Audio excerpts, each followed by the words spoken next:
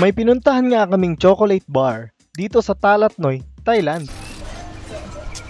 Hindi na nga kayo mahihirapan na umorder dito dahil bukod sa may free taste sila, medyo nagtatagalog pa yung isa nilang staff. Ayos, isa lang. Anong pangalan mo? Jane. Jane.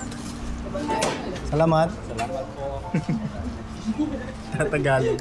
At eto na nga yung order namin, ang kanilang house blend na bestseller for 150 baht. Huwag na natin patagalin, tikman na natin.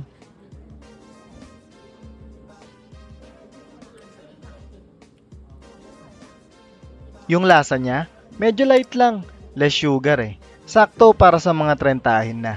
Unique ng experience na to, pwede nyong isama sa itinerary nyo pag napadpad kayo ng Thailand. At dito nga yan sa 32 bar chocolate na unique ang exterior pati na rin ang interior. Maraming salamat sa panonood mga afford. Follow mo na ako para kasama ka ulit sa susunod naming trip.